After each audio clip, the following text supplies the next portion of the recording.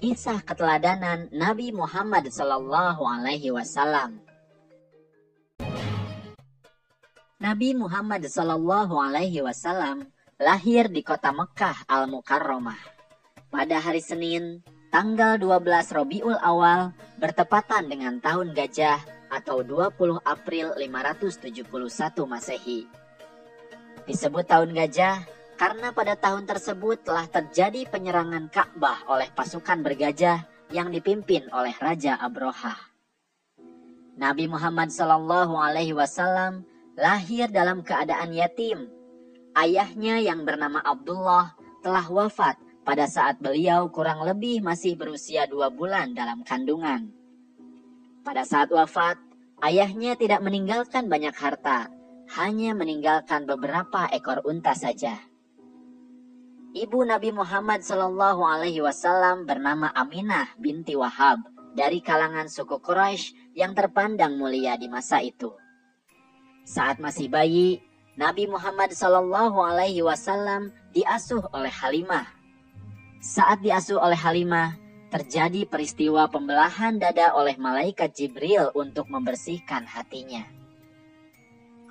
Setelah usia kurang lebih 2 tahun, Halimah menyerahkan kembali Nabi Muhammad SAW kepada ibunya, yaitu Siti Aminah. Pada saat usia Nabi Muhammad SAW 6 tahun, beliau ditinggal wafat oleh ibunya pada saat perjalanan pulang dari berziarah ke makam ayahnya. Kemudian, beliau pun diasuh oleh kakeknya, yaitu Abdul Muthalib. Akan tetapi, pengasuhannya pun tidak berlangsung lama. Saat beliau berusia kurang lebih 8 tahun, kakeknya meninggal dunia. Dan beliau pun diasuh oleh pamannya, yaitu Abu Thalib. Pada masa kanak-kanak, Nabi Muhammad SAW selalu diajak pamannya, Abu Thalib, untuk menggembala kambing. Beliau senang dengan pekerjaannya dan sayang pada hewan. Karena itu, pamannya sering menyebutnya si cerdas yang lincah dan baik.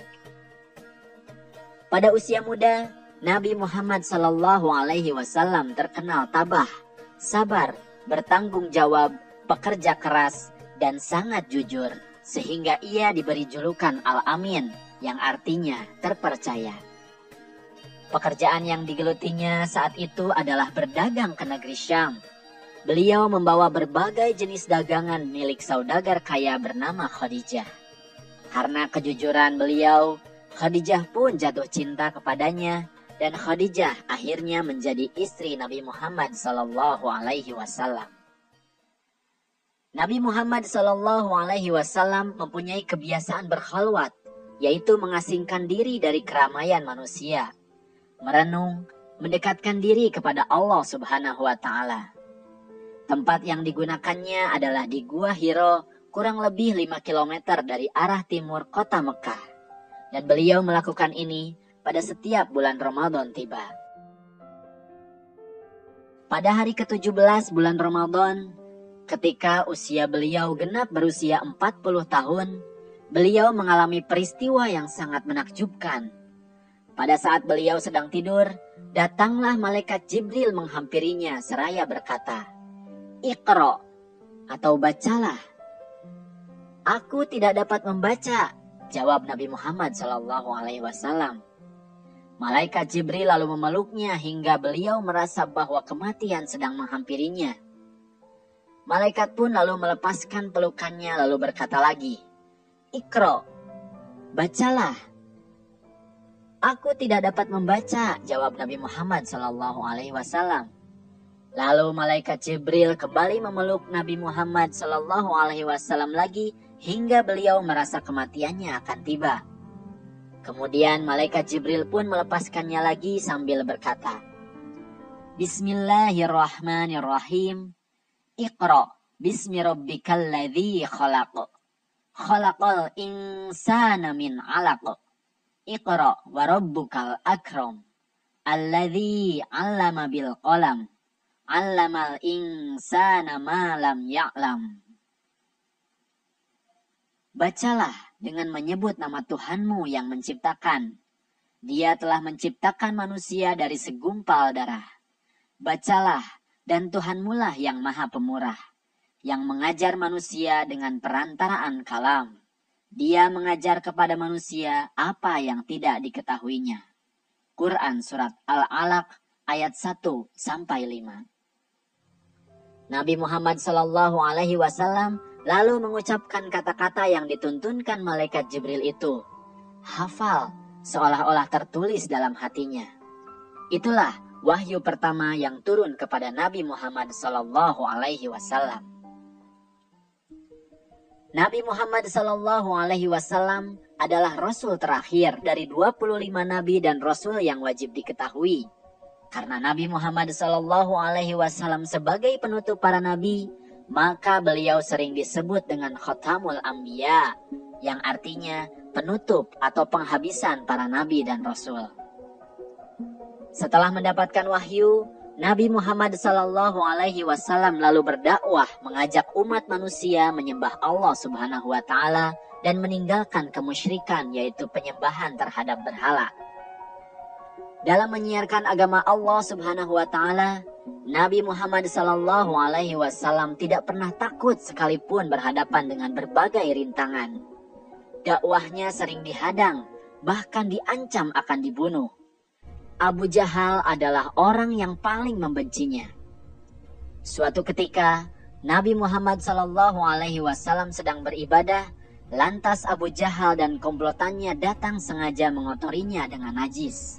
Namun, Nabi Muhammad SAW hanya berdoa kepada Allah Subhanahu wa Ta'ala, "Ya Tuhan, kepada Engkau aku menyerahkan kaum Quraisy."